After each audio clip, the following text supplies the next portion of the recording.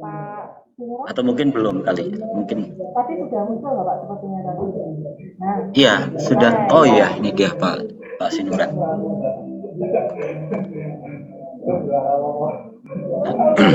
Selamat sore Pak Kris, Suster Oh dan iya, silakan Pak Sinura. Tadi disebut-sebut namanya sama Suster Serafin. Mana Pak Sinurat ini kok lampunya yang di atas ini cling nggak belum muncul gitu kan? ya, gimana ya? Memang kondisi sepertinya kurang fit nih Pak Kris. Oh gitu, ya Pak. Mohon maaf. Maklum kebanyakan lembur. Iya, benar Pak. Memang. Semester juga kadang sampai tengah malam. Jadi betul berdarah-darah. Kemarin katakan sampai sekarang masih pendarahan, ditambah lagi babu runcing tajam oleh dari dokumen kurikulum kan. Semakin menancap, banyak lubang untuk memunculkan banyak darah begitu. Karena Pak Kris tadi sudah panjang lebar, sebenarnya sudah banyak inspirasi yang bisa kita ambil dari sana. Hanya saya mau menambah apa yang dirisaukan oleh Suster Ferdi. Bukan Suster Serapin, ya Suster Serapin. Masalah kurikulum memang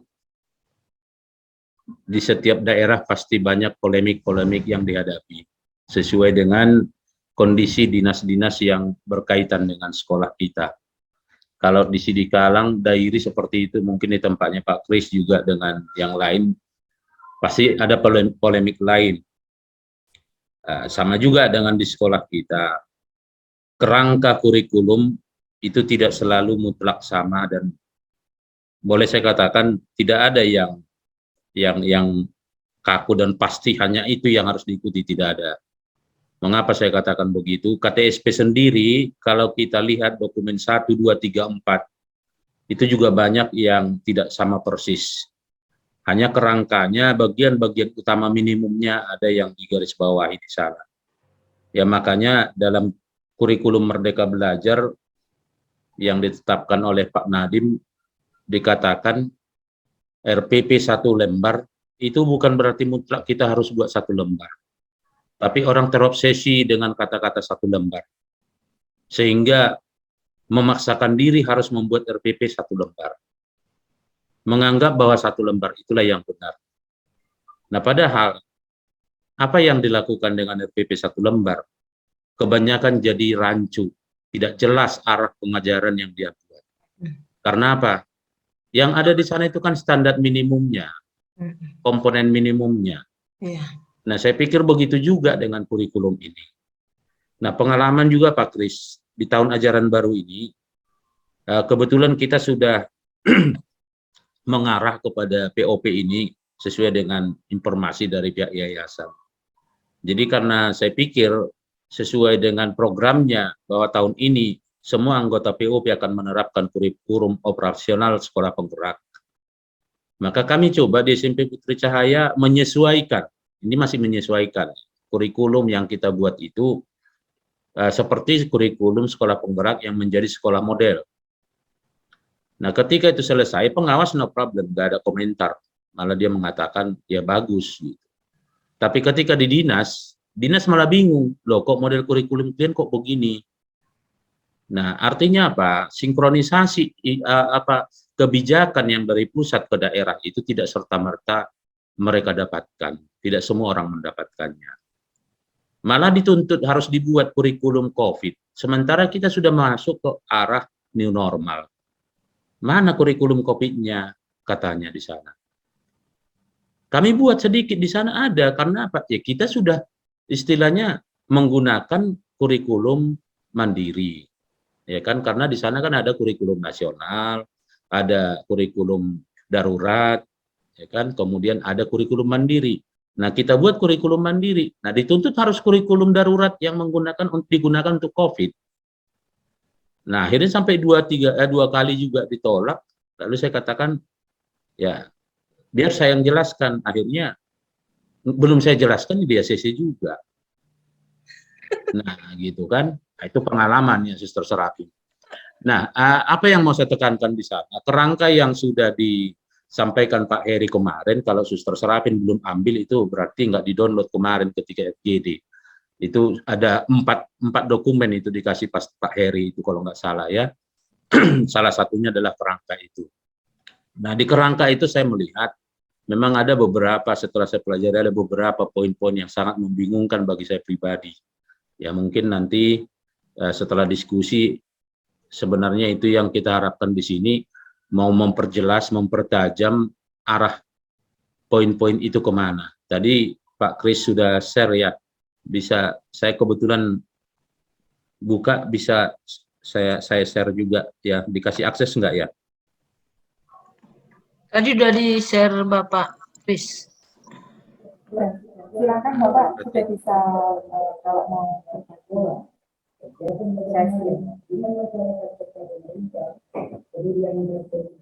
Ya, ini ya Pak Kris yang tadi share ya kerangkanya. Ya.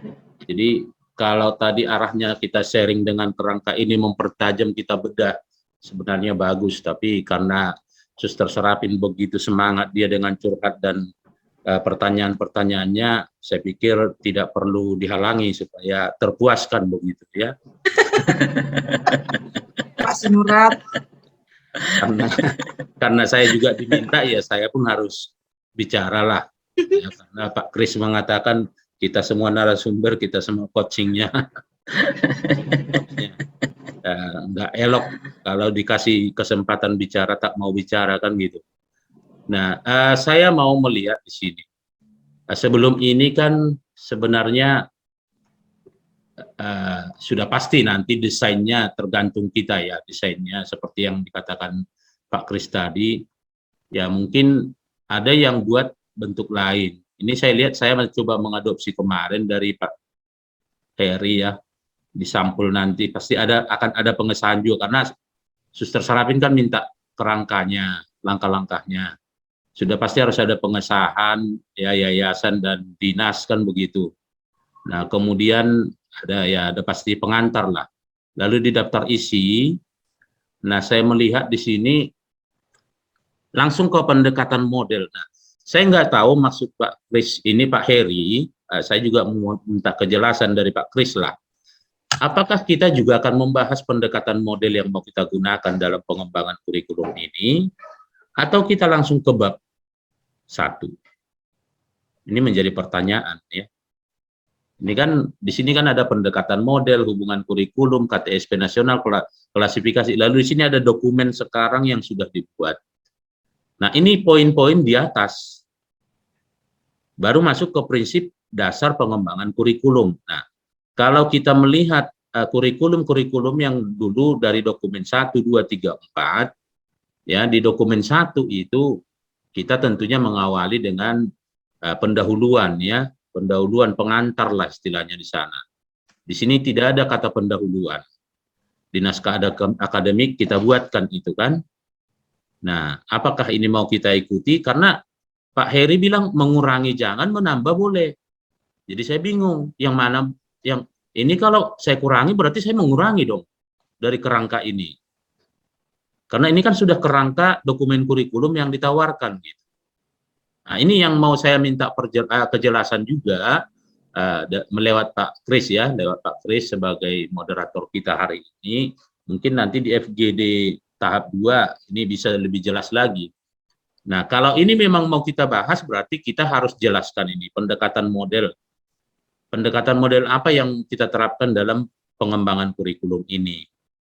Nah, tadi ada Pak Kris menyinggung masalah pendekatan budaya ya, yang zaman dahulu.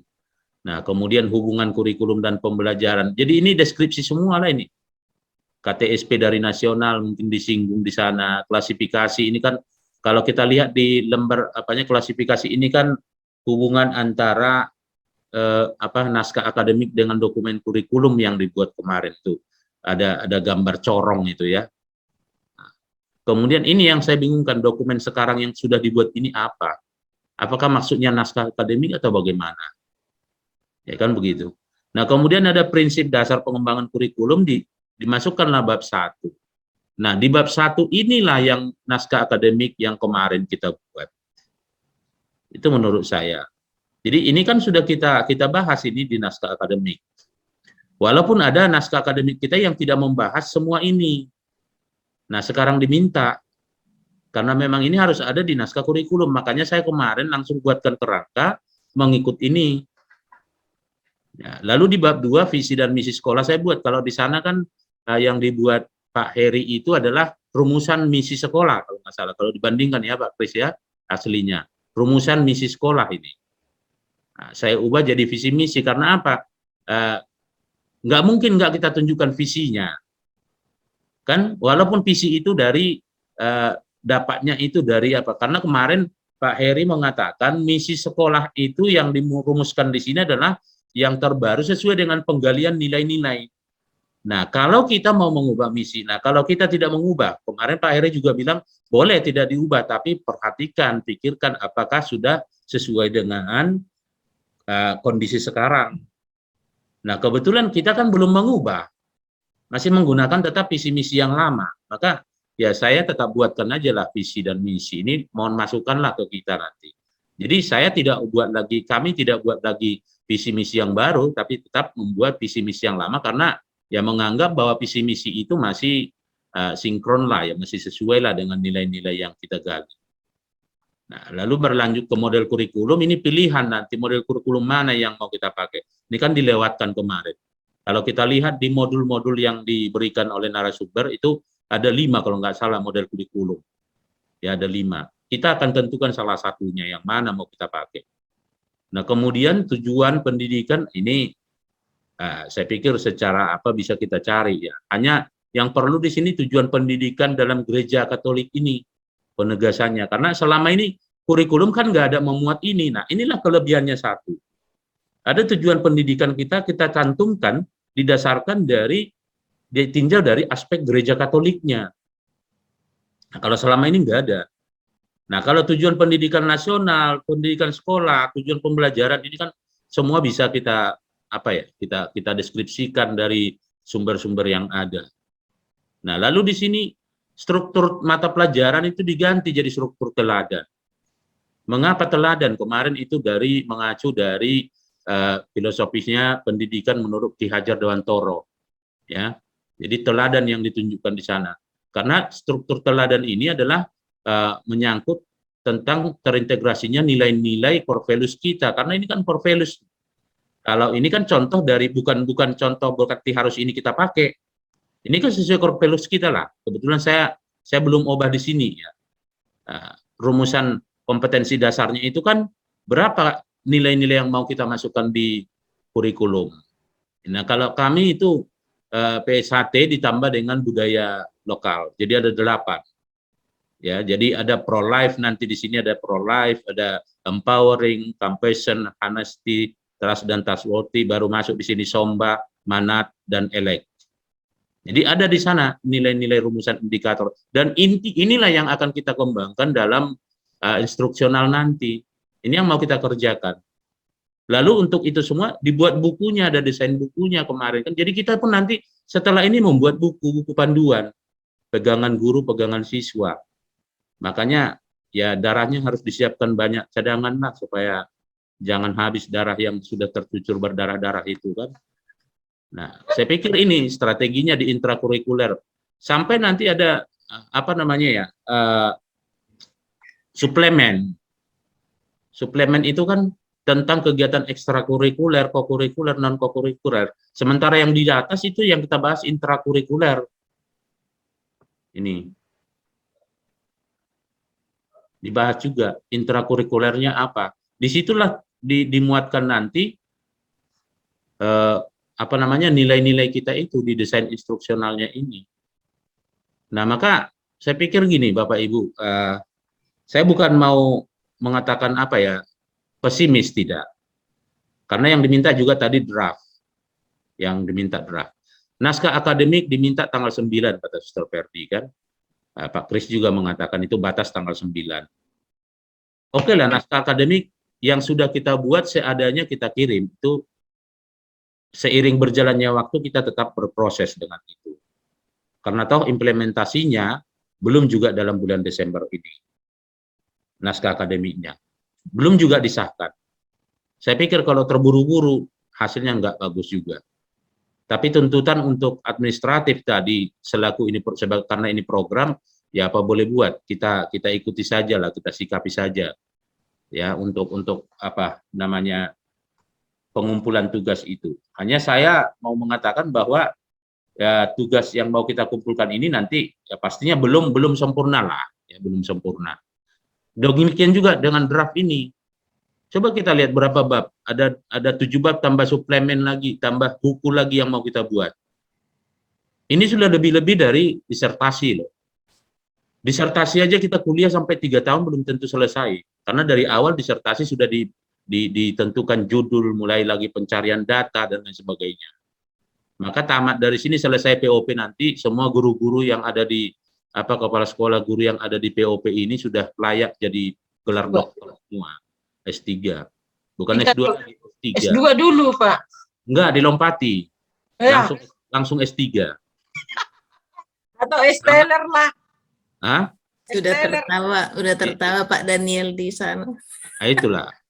Layak S3. Karena apa? Ini sudah penggalian, mulai dari penggalian sampai pembahasan.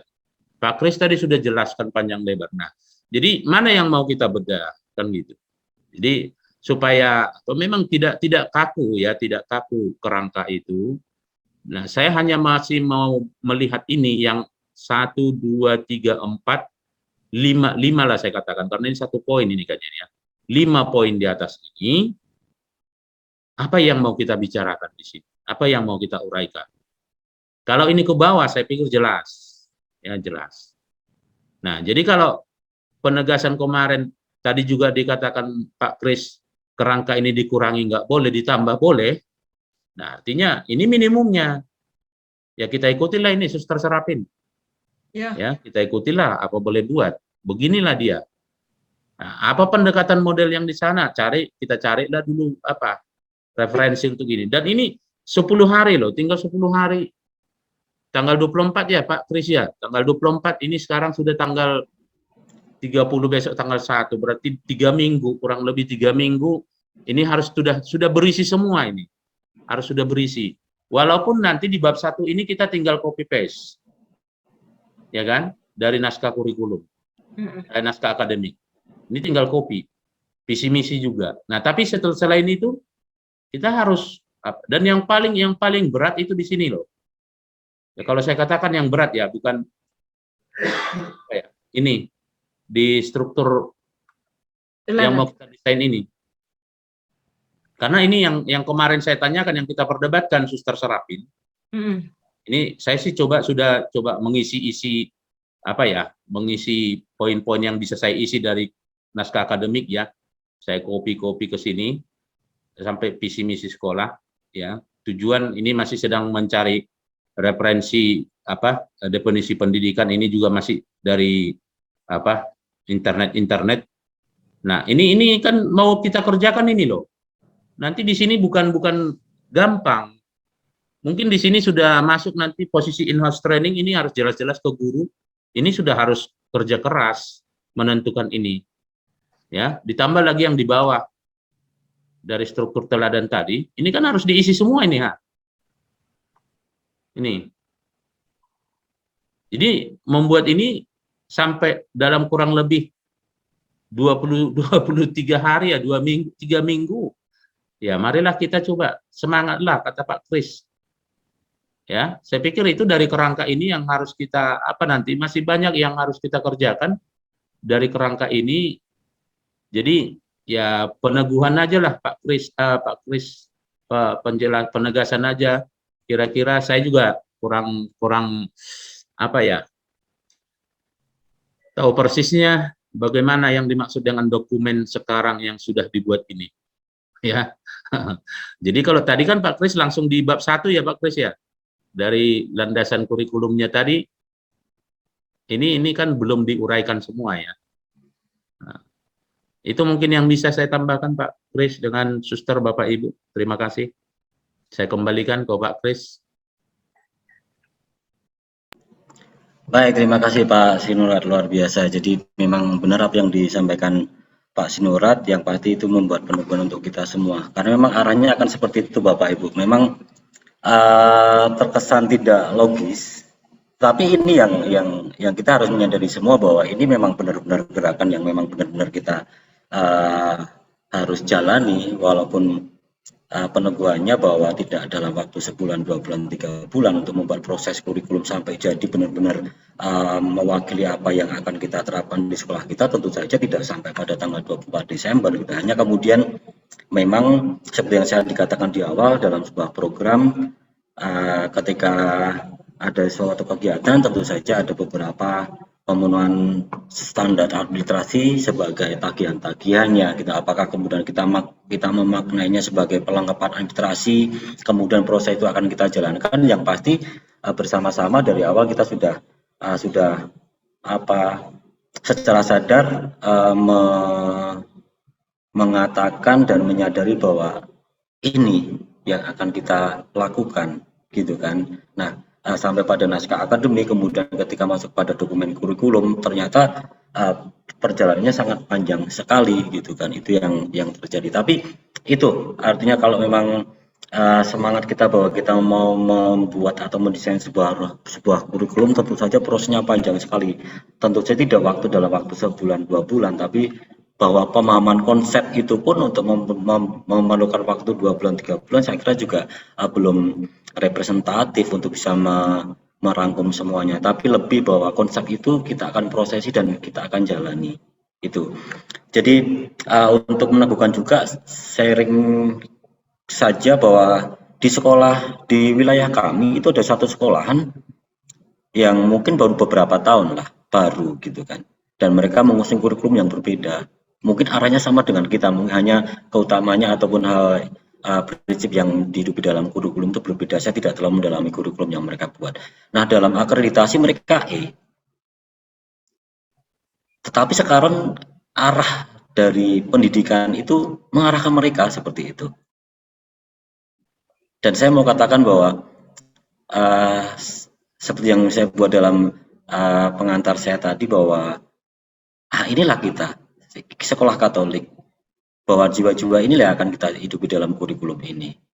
Nah, pada saat inilah kita akan mulai untuk bergerak bersama bahwa sekolah kita mempunyai daya upaya, mempunyai daya yang lebih lagi ketika kita sudah menemukan ini, dan kita sudah memulainya. Memang terasa berat karena semuanya datang pada saat bersamaan dan terkesan tidak realistis, gitu kan. Tapi bolehlah kita memaknai bahwa itu sebagai suatu proses. Itu peneguhan dari saya secara pribadi kaitan dengan apa yang kita lakukan ini. Nah, kaitan dengan memang yang Pak Sinurat sampaikan di beberapa FGD yang saya ikuti juga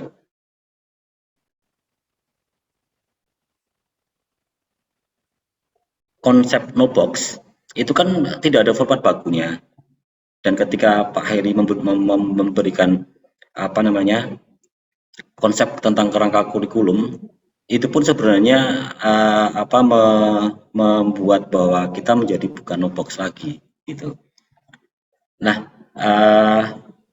memang diberikan batasan-batasan minimal kaitan dengan kerangka kurikulum, dan itu pun yang harus kita jalani dan akan kita coba maknai bersama masing-masing bagian, masing-masing bab itu. Nah, tadi memang saya mulai dari bab yang pertama. Kalau Pak Sinurat itu sama yang di-download dari Pak Heri ya. Kalau boleh saya coba share screen yang sama. Sepertinya sama ya. Baik. Nah, ini coba saya share kembali. Ketika kemudian kita aktifkan navigation pane-nya, kan tadi yang Pak Sinurat ini ya. Iya. Nah, kita coba. Nah, ini sebenarnya sudah ada. Saya nggak tahu apakah kemudian konten ini ya yang Pak Sinurat sampaikan dari bab pendekatan model, apakah kemudian dimasukkan di dalam kerangka kurikulum ini. Karena kan sepertinya apakah nyambung tidak nyambung. Ketika kita klik dia akan ke belakang. Begitu.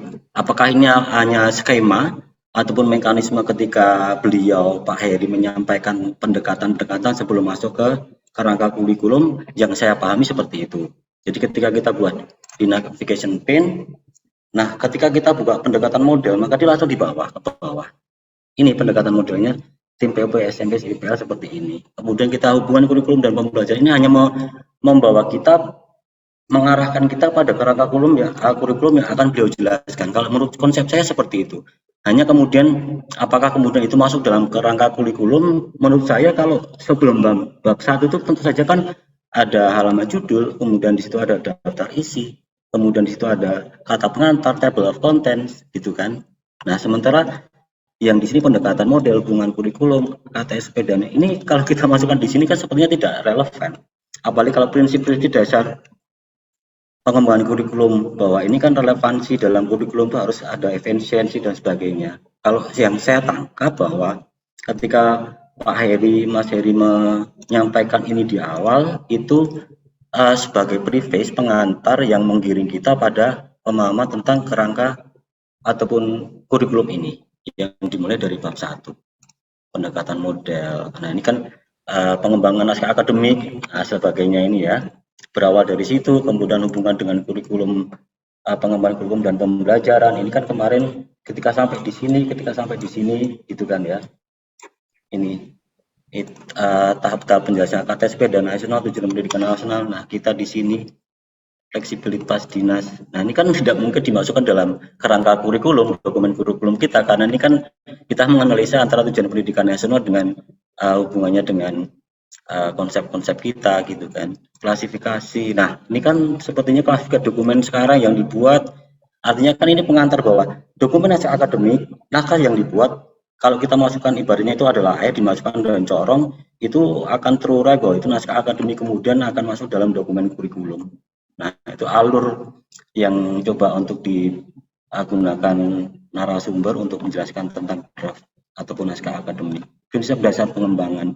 Nah kemudian dari masing-masing bab itu sebenarnya sudah diuraikan dengan baik oleh narasumber. Ini kemarin di yang biru ini yang membuat memang sebenarnya penjelasannya ini memang bahasa-bahasa yang kita katakan sebagai bahasa yang lugu. Di setengah episode pesiaran padang burung kita untuk sampai ke tanah terjanji bla bla bla, ini kan sebuah refleksi.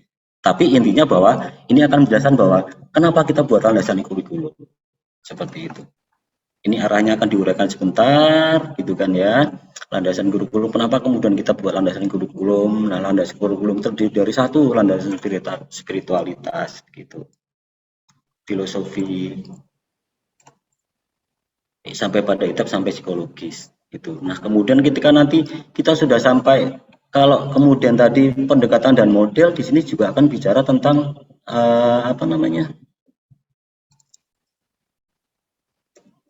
di sini. Nah, model kurikulum. Nah, di model kurikulum itu kan model kurikulum kita diminta untuk menentukan model kurikulum, di mana dalam model kurikulum ini nanti silakan dilihat pada modul yang ke-8. Modul 8. Dan juga dalam penentuan model kurikulum itu kan menggunakan perpaduan model-model. Jadi bukan hanya satu model kurikulum humanis kurikulum dan juga atau grassroots kurikulum, tapi itu bisa dipadukan menggunakan perpaduan model-model pengembangan kurikulum secara selektif dan terkoordinasi. Kalau misal kita nanti bicara sampai ke situ, gitu. Jadi mungkin itu Pak Sinurat, saya juga agak sedikit terbingungkan tadi ketika ada pendekatan model, gitu kan. Saya berpikir itu hanya alur presentasi lah. Gitu ya, alur presentasi untuk menjelaskan kepada kita sampai pada nanti pembuatan kerangka kurikulum. Saya kira itu mudah-mudahan bisa memberikan peneguhan begitu. Boleh saya tanggapi dulu Pak Chris ya. Saya tambahin. Boleh Pak. Ya, jadi silakan. Artinya begini, mengapa itu saya angkat? Karena kita tadi kan bicara ingin melihat kerangka yang mau kita kerjakan. Suster Serapin bertanya kerangka langkah-langkah yang bagaimana secara akademiknya. Nah, kebetulan disajikan dan ada kata-kata seperti itu tadi. Kurangi, jangan, menambah, boleh. Nah, lalu disajikan kerangka dan kerangka itu berhalaman. Ada nomor halamannya. Oh iya, ya artinya membuat keracunan di situ ya. Jangan sampai nanti. Nah, kalau kita melihatnya, kalau saya sih melihatnya begitu. Karena dimulai dari di nomor halamannya ada gitu. Ya, di nomor halamannya ada. Nah, jadi kalau memang itu seperti itu, saya di satu pihak pun saya berpikirnya tadi begitu. Hanya ketika saya bandingkan juga dengan naskah akademik Luber, nah, kalau masih kita ingat, naskah akademik Luber malah di sana itu di bab pertama itu diuraikan bagaimana mereka melakukan penelitian tentang pentingnya proses untuk luber ini, POP ini, ya, yang sampai di sana ada analisisnya, perhitungan UJT-nya semua ada di sana, dari nilai UKG guru kan ada di naskah akademik itu dibuat sebenarnya. Nah kalau sekilas kita lihat sebenarnya nggak perlu nggak begitu ya. Tapi itulah sebagai latar belakang mereka buat, sebagai latar belakangnya di situ. Bahwa dengan hasil penelitian itulah loh dipentingkan adanya program ini begitu. Nah, itu latar belakangnya. Jadi saya hanya melihat ke situ sekilas, jangan-jangan nanti di pengembangan kurikulum ini pun ada sesuatu yang baru, harus kita jelaskan pendekatan yang kita lakukan dalam pengembangan kurikulum ini bagaimana, kemudian klasifikasinya bagaimana, hubungannya dengan antara KTSP bagaimana, kan gitu. Karena di sini kan kalau kita lihat tadi di dalam saya nggak tahu nanti pengembangannya ya, struktur teladan tadi, struktur teladan. Nah, di situ kan nggak ada terurai semua per mata pelajarannya. Kan nggak ada ya. Saya sudah buka itu, di sana nggak ada diuraikan. Yang ada diuraikan di sana itu struktur teladan itu adalah nilai-nilai itu loh. Nilai-nilai itu. Nah, makanya kalau di penjelasan ada tulisan-tulisan Pak Heri di bawah, itu ada tulisan pulpen itu, bahwa nanti kurikulum kita itu disatukan dari kurikulum yang kita buat berbasis budaya dan nilai-nilai sosial ini dengan kurikulum nasional, dipadukan dia.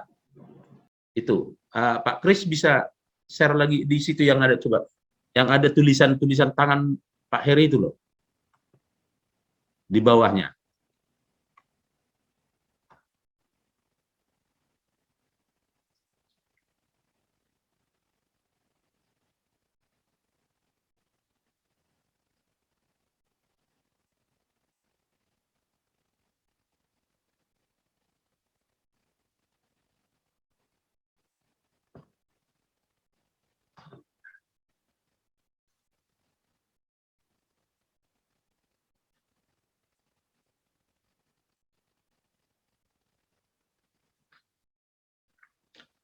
Apa di sini atau di dokumen yang ini loh, ini ya.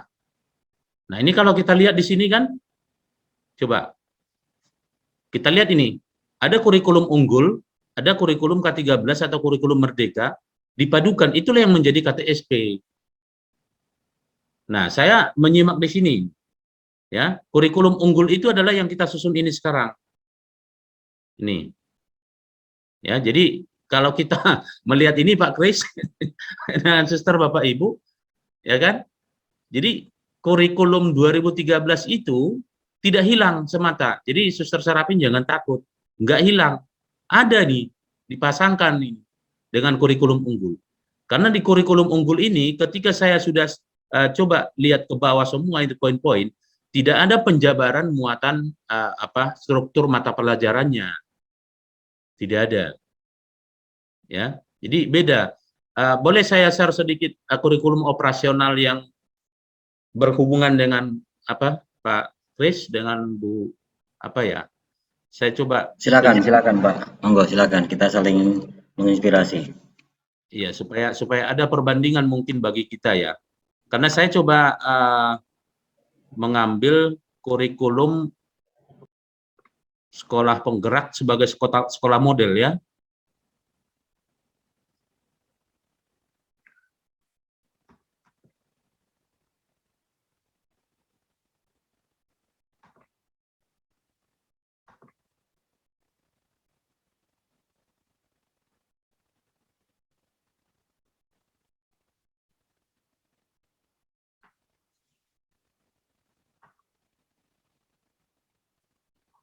Bentar ya, Bapak Ibu.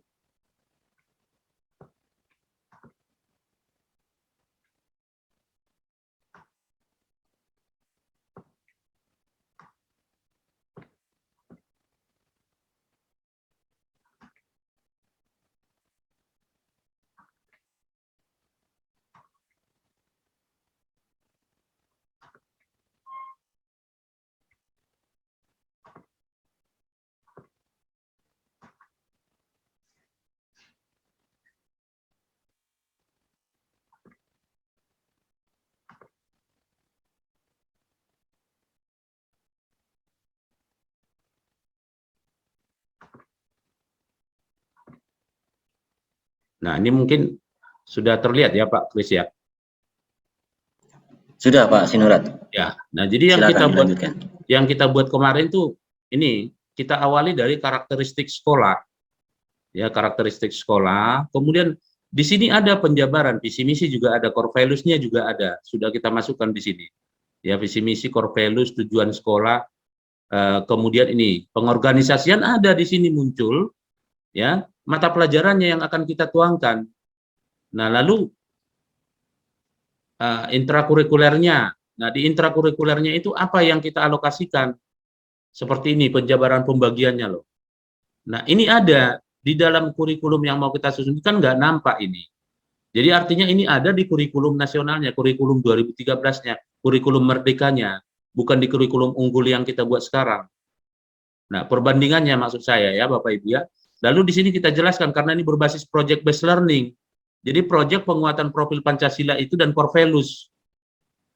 Nah, ini sudah kita buatkan kemarin di kurikulumnya. Nah, apa yang mau dilakukan? Ini dia contohnya. Jadi di dalam kurikulum itu tertuang dia, beda dengan yang mau kita buat ini dan lebih rinci. Kalau di sini sepertinya masih umum sekali ya. Lebih rinci dengan yang akan kita buat ini. Jadi belum seberapa. Nah, ini ekstrakurikulernya juga ada di dalam kurikulum itu. Nah, ini pembagian jamnya, kemudian program inklusifnya, lalu sampai ke kalender pendidikannya semua kita buatkan di sana ada, ya. Ini pendampingannya. Nah, lalu di lampiran ini RPP-nya dimasukkan, RPP yang sudah memuat tentang karakter Pancasila itu di RPP-nya. Dan saya pikir ini nanti akan kita buat juga di sana, ya. Ini misalnya contohnya. Apa yang mau dikolaborasi, dan ini berkolaborasi loh Bapak Ibu Suster. Ya, dengan mata pelajaran lain karena dia berbasis project. Ya, berbasis project. Nah, kira-kira seperti itu bandingannya Pak Kris. Jadi artinya itulah yang saya lihat di kurikulum sekolah model untuk sekolah penggerak. Seperti itu. Jadi masih sederhana, sedangkan yang mau kita buat ini tadi cukup rinci. Tapi di dalamnya itu didominasi oleh nilai-nilai budaya tadi. Nah, belum dikaji sampai sejauh ini di sana itu apa mata pelajaran yang ada. Makanya tadi yang saya lihat dicoret-coret Pak Heri itu, di sana ada tersendiri dia kurikulum nasionalnya, ada kurikulum unggulnya, lalu dipadukan, itulah yang kita sebut sekarang jadi KTSP di sekolah kita. Nah, begitu Pak Kris, terima kasih. Baik, terima kasih Pak Sinurat. Pemaparan tentang perbandingan kurikulum itu. Memang kalau yang saya pahami benar yang dikatakan Pak Sinurat bahwa di sini tidak muncul, hanya kemudian ketika kita lihat nanti kan intinya pada kurikulum yang unggul kita itu kenapa kemudian struktur mata pelajaran diganti dengan struktur teladan, karena memang kita fokus di bagaimana kita menentukan nilai-nilai itu. Ya. Kemudian sampai pada nanti KD sikap lah kurang lebih seperti itu. Nah, kemudian ketika afektif, kemudian ketika nanti masuk pada implementasi, ya diimplementasikan ada di situ strategi dan implementasi, maka kemudian di situ ada satu pokok ataupun bagian dari bab di 61 itu kan sepertinya strategi implementasi yang core values di dalam intrakurikuler. Iya. Nah, di dalam intrakurikuler itu artinya kan kurikulum mata pelajaran. Nah, apakah kemudian kalau seperti di sana nanti akan digawinkan antara KD afek itu dengan KD yang ada di kurikulum, apakah K13 atau KTSP atau kurikulum yang nanti muncul juga kurikulum penggerak secara spesifik, nggak tahu. Nah, mungkin hibridasinya di sana kalau bayangan saya kurang lebih seperti itu. Maka kemudian sampai pada struktur teladan, kenapa bukan struktur mata pelajaran? Karena jangan sampai kita terjebak bahwa kurikulum yang kita akan buat itu tahu-tahu sudah masuk pada pelajaran, gitu kan? Ya. Itu pelajaran itu hanya sebagai sarana, salah satu sarana supaya tujuan kita untuk menanamkan karakter dan nanti terintegrasi dalam pelajaran, erat kaitannya nanti dengan desain pembelajaran, Nah, nanti erat katanya dengan metode pembelajaran apakah menggunakan problem based project based learning ataupun student centered learning atau model pembelajaran yang lainnya. Nah, nanti tentu saja kita dari masing-masing kita akan secara runtut itu menentukan sendiri seperti itu. Karena kan kalau boleh saya share kembali dari yang sudah disampaikan, mohon maaf, mulai dari landasan kurikulum. Nah, ini kan akan menentukan arah nanti ke berikutnya. Dari landasan kurikulum ini justru nanti akan menentukan bentuk model pembelajaran apa yang kita akan buat.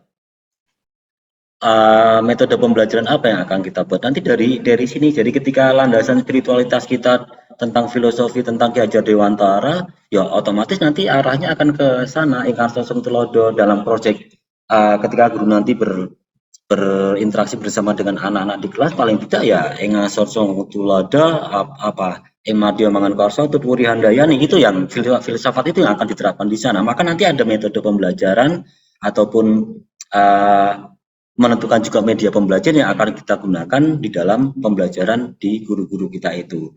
Sosioantropologi juga akan menentukan arah metode jenis metode kurikulum yang akan kita buat. Di dalam metode kurikulum akan metode pembelajaran, desain instruksinya seperti apa. Nah, memang dalam hal ini kita belum sampai di sana ya, belum sampai di sana pemahamannya, sampai pada bagaimana menurunkan itu dalam keutamaan. Itu pun karena kita terbiasa dengan paradigma prototype bahwa semuanya sudah ada dalam instrumen, model-model formanya sudah ada, sehingga kita mungkin tinggal copy paste saja. Ketika disodorkan kepada kita konsep no box, silakan kita mengembangkan sesuai dengan kebutuhan masing-masing, ujung-ujung kita jadi lepas kendali dan tidak tahu mau kemana gitu. Yang terjadi, maka kemudian setiap saat tolong dikirim formanya seperti apa. Nah, yang coba bisa saya jawab aja, konsep kita no box kan seperti itu yang terjadi. Mungkin gambarnya itu. Jadi landasan IPTEX ini juga akan menentukan metode kurikulum yang akan kita buat apa. Nah, di sini kalau misalnya, mohon maaf. Nah, landasan IPTEX di sini tentang dalam kaitan dengan IPTEX ini tentu saja kan ini kan kerangka secara umum tentang IPTEX yang berlaku secara nasional. Nah, dari secara mengkerucut di sekolah kita tentu saja juga punya landasan sendiri yang kita bisa ungkapkan dalam IPTEX ini. Apakah kemudian kita menggunakan LMS, itu juga sebagai landasan IPTEX juga yang bisa kita masukkan di sini kaitan dengan beberapa hal yang sudah kita lakukan di sekolah.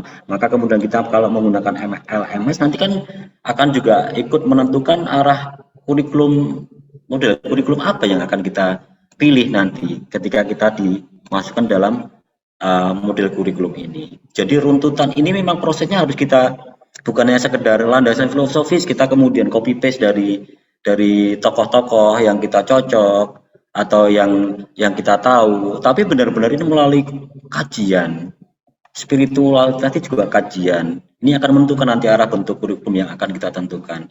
Filosofi juga akan menentukan. Jadi bukan hanya sekedar copy paste dari internet, tapi memang ketika pun copy paste itu melalui sebuah kajian, melalui sebuah refleksi bahwa kami akan membawa filosofi pembelajaran Ki Hajar Dewantara ke kurikulum sekolah kita, maka kemudian nanti juga akan menentukan arah model kurikulumnya seperti apa. Sosioloantropologi misalnya, nah ataupun di filosofi di Willem Iskander ini kan erat katanya dengan ketika pahlawan ini mendirikan sekolah untuk guru gitu, dan di mana di sana dia berjuang supaya sekolah itu menjadi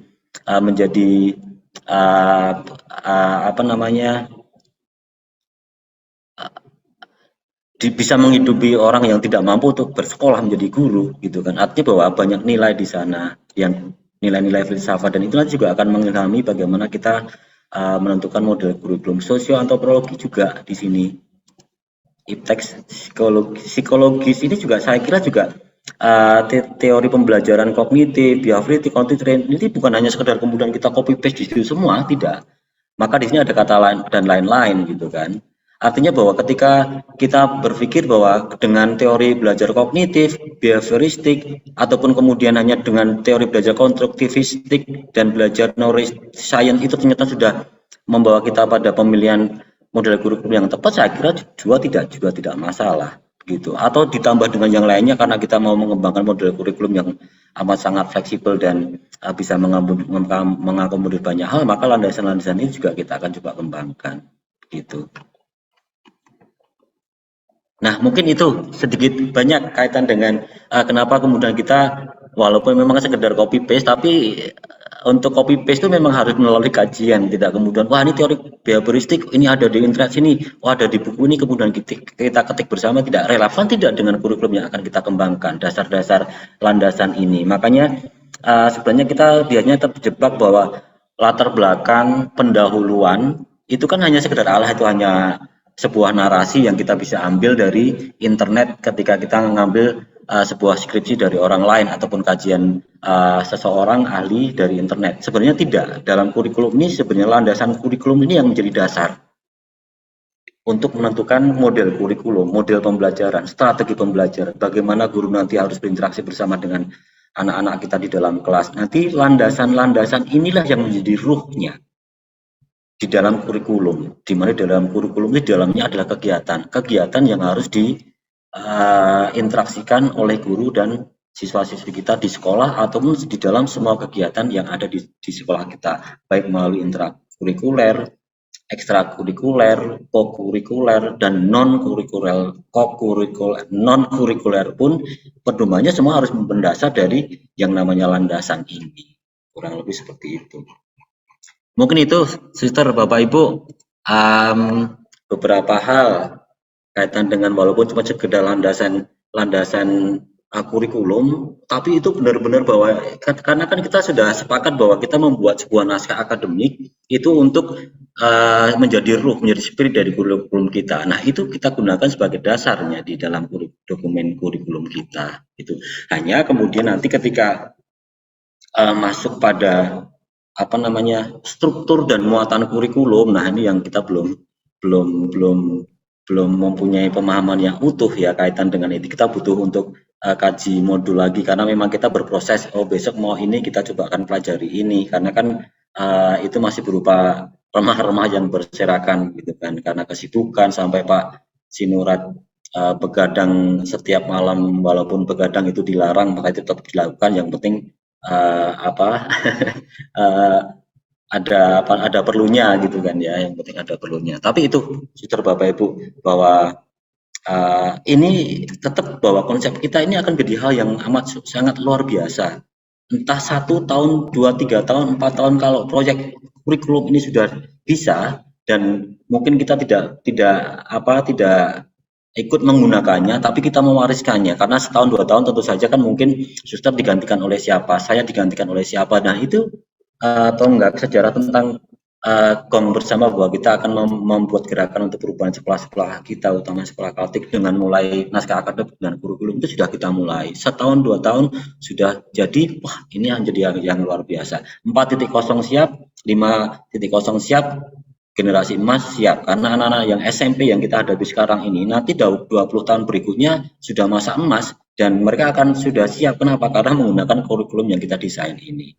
Kurang lebih seperti itu, Suster, Bapak Ibu, arahnya. Memang butuh darah ekstra, Pak Sinurat ya, butuh darah ekstra. Tadi pagi pun saya sempat jam 7 sudah bawa doa, kemudian saya berjemur di lapangan basket itu. Kok saya agak meriang-meriang gitu. Saya berjemur gitu, bawa ambil kursi, duduk di lapangan basket supaya keringetan gitulah. Nah, puji Tuhan sampai pada saat ini sudah agak sudah keringetan lah gitulah. Walaupun keringatnya keluar, mudah-mudahan tetap semangat lah seperti itu. Itu Sister, Bapak Ibu, monggo kita saling memberikan pendukungan. Pak Sinurat sudah memberikan banyak hal yang luar biasa, tentu saja saling melengkapi. Inilah kita akan bersinodal, bergerak bersama untuk yang tujuan yang mulia ini. Sebenarnya bukannya sekedar teori sih, bukan sekedar teori yang kita coba paparkan dan retorika di awang-awang dan cukup sulit dan jauh bagi kita untuk digapai. Tidak, ini realistis kok. Hanya memang prosesnya karena memang everything come at once, artinya bahwa semua itu datang pada saat yang bersamaan, kedubrak gitu. Maka kemudian sampai suster kan tepuk-tepuk jidat ini kan, wah sudah selesai naskah akademik, tahu-tahu muncul yang lain juga, wow gitu kan. Jadi itu yang membuat kita menjadi apa, seolah semua itu berkecamuk dalam pikiran kita sama, menjadi satu hal gitu. Belum di tahun-tahun bulan-bulan November, Desember ini biasanya proyek-proyek dari pemerintah mengejar tayang gitu kan, wah itu menjadi sangat luar biasa sekali gitu. Jadi artinya pelan-pelan suster Bapak Ibu kita bersama-sama dengan pendampingan dari kita semua, pendampingan dari narasumber, bundetnya, kusutnya, benang kaitan dengan yang kita hadapi sekarang ini pelan-pelan kita satu-satu akan urai ya. Satu-satu akan kita urai. Mungkin seperti itu. Itu suster Bapak Ibu silakan. Mbak Dista, mohon maaf Bapak Ibu suster sekalian, saya off sebentar ya, nanti tolong disampaikan sama Mbak Dista nanti ini. 5 menit. Baik Bapak, suster Bapak Ibu mungkin ada yang ingin disampaikan, di-sharingkan. Mari suster Bapak Ibu. Suster Ferdi sepertinya.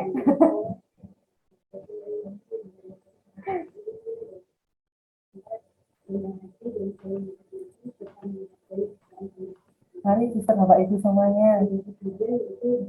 Tadi sudah Bapak Sinurat. Mungkin dari SMP yang lain, ini Putri Cahaya Medan sudah ya.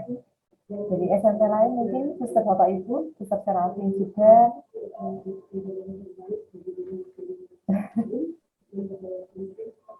Atau ada yang ingin ditanyakan?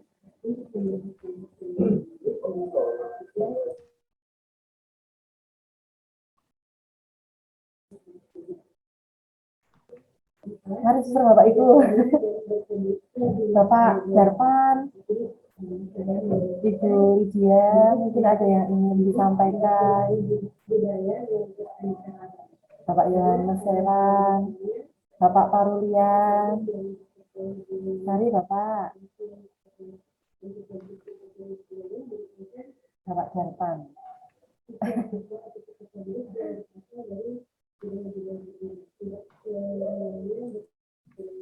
Silakan Bapak. Ya, terima kasih Bu. Ya.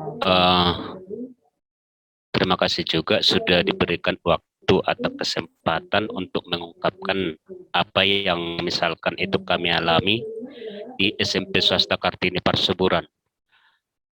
Saya rasa sama dengan apa yang sudah dialami oleh Suster Serapin di Dairi mengenai penyusunan kurikulum ini, di mana kaitannya juga itu ada selalu dengan dinas, tetapi setelah dijelaskan oleh Pak Sinurat tadi, bahwasanya bagaimanapun kurikulum yang kita buat itu bukan dalam artian lepas daripada K13 ataupun KTSP.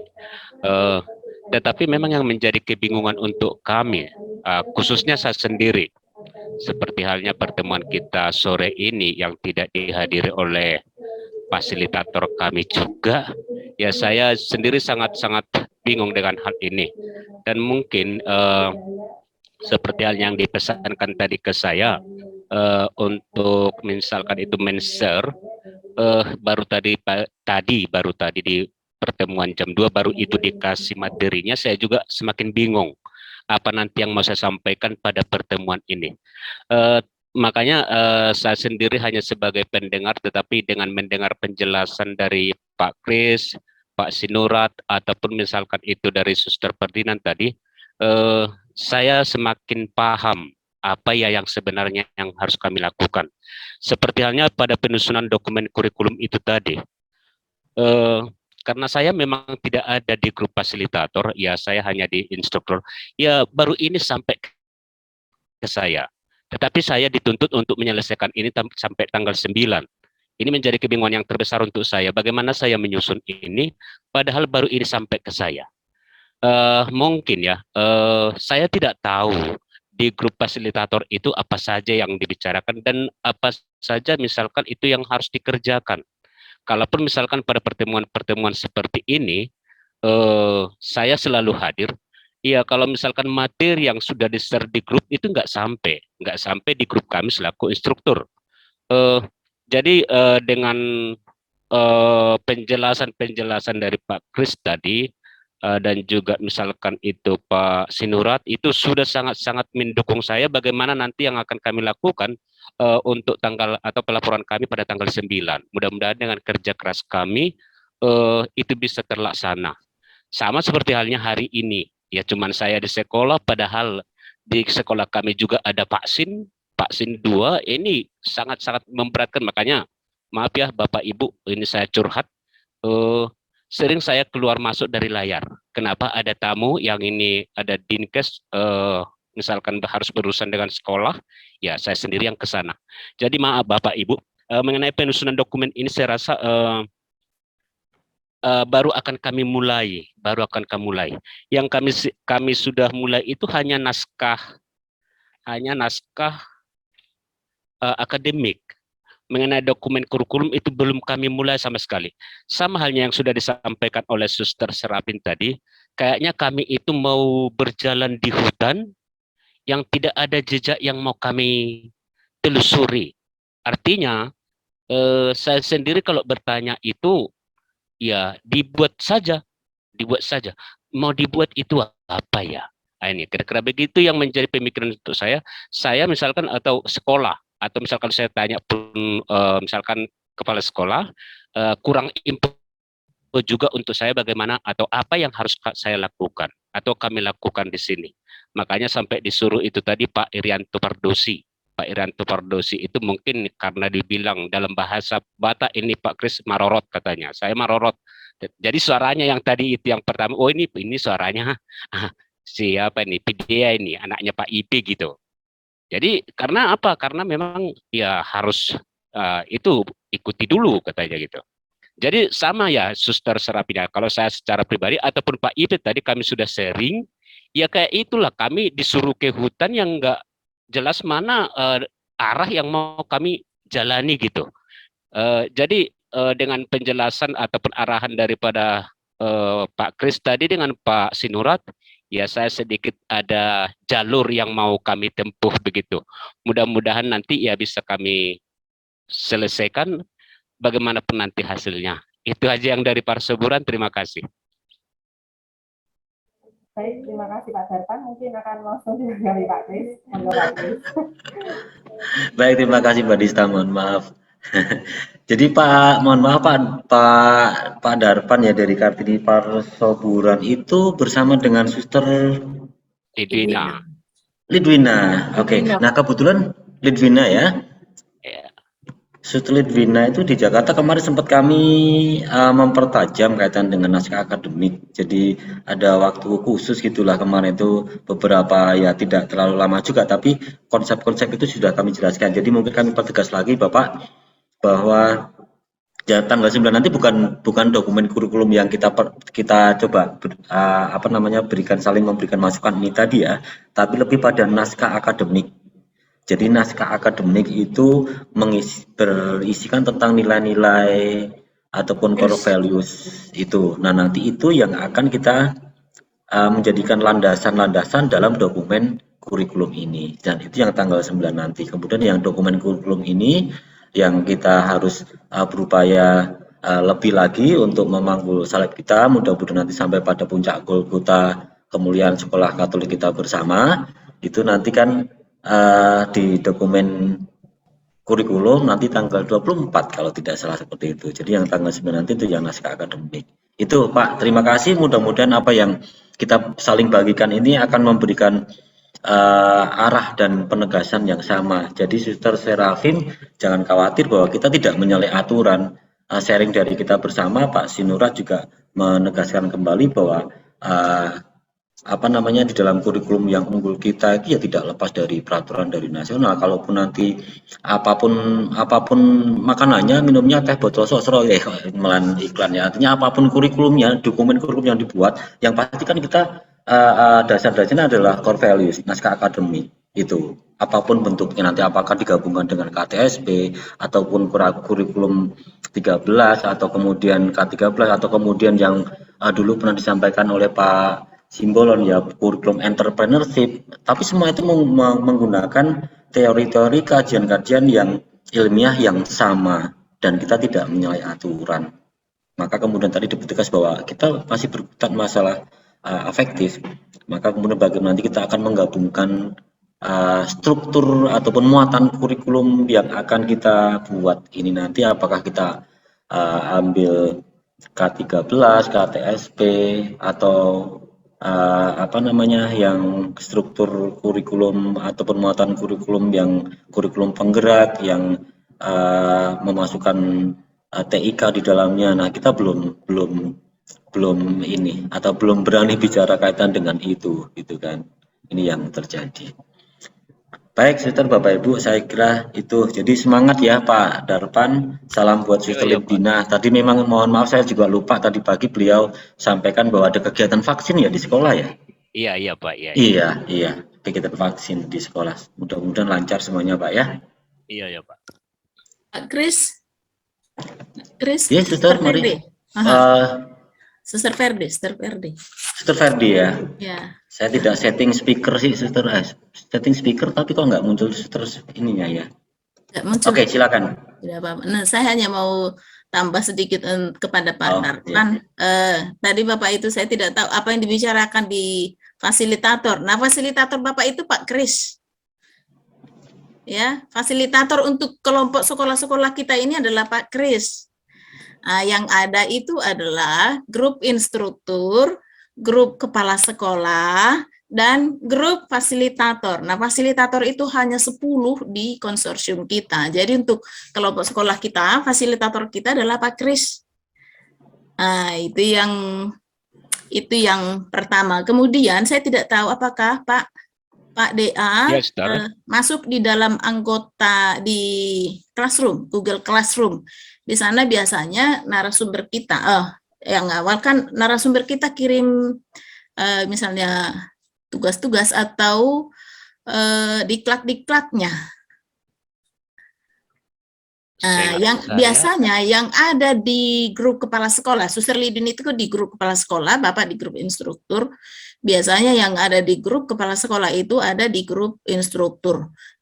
Nah, kadang-kadang seperti ini di chat grup kita ada bisa materi dikirimkan oleh narasumber kita. Hanya mungkin ada waktu kadang-kadang jaringan di perseburan susah ya Pak ya, sehingga mungkin agak susah Bapak mendownload apa yang diberikan oleh narasumber kita. Kemudian sebenarnya kita juga sudah buat grup khusus untuk sekolah kita di yayasan. Di sana pun kita sebenarnya bisa juga untuk saling bertanya atau saling berdiskusi sebelum kita masuk di forum seperti ini. Begitu. Ya, makasih Suster. Tapi kadang ini seperti halnya absensi ini. Sudah beberapa kali saya nggak mengisi absensi itu sebenarnya. Kenapa? Karena nggak sampai ke saya itu. Iya. Tapi di chat di sini kita, Pak. Kalau itu di presensi kan di sini. Iya Suster, tapi kalau misalkan itu harus saya ketik ulang itu karena nggak ada di grup itu saya gitu. Loh, di sini loh Pak maksudnya. Maaf ya Pak Kris. Di sini kan ada Pak nama Bapak di chat grup kita ini di sini kan ada nama Bapak. Dan dari situ kita masuk ke link untuk presensi. Suster Perdi, saya bisa tangkap Bapak Dea, Bapak Juntak, itu Pak Darpan.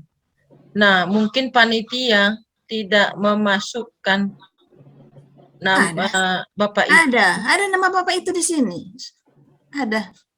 Tadi Bapak tadi Bapak itu kan permisi sebentar keluar ada tamu. Itu artinya ada Bapak itu di dalam. Itu kalau misalkan kita mengikuti apa ini chat. Suster, iya chat. Chat itu kan kalau siapa yang mengikut pertemuan ini di chat itu kan bisa saja Suster. Iya, Tapi kalau misalkan pengiriman itu nggak sampai ke saya gitu. Kalau misalkan ada contoh absensi nggak sampai itu. Iya. Iya nggak sampai Suster. Memang absensi ada di chat Pak Darpan. Ada di chat absensi. Hanya barangkali Bapak ini tidak. Kalau misalnya mengisi absensi dia tidak ada keluar mungkin namanya. Kalau kita kan sudah. karena sudah terdaftar di grup. Iya, iya, Suster. Pak, dia bukan instruktur, Bapak terdaftar. Oh, Mbak Dista mungkin Ya. silakan. Maaf ya Pak Kris. Silakan Suster, tidak masalah, tidak apa-apa. Ya, mungkin Kalau Bapak Suster, datang tapi mungkin ya di Oh. grup YSA mungkin ini akan kita bahas kembali. Maaf kalau sebelumnya saya jadi curhat di sini. Ya, Mbak Dista sedang Bapak. menjawab. Ya. Mbak Dista sedang menjawab. Iya, mohon maaf Suster dan Pak Kris, Bapak Ibu yang lain. Mungkin maksud Bapak Darpan tidak masuk ke grup WA instruktur sekolah.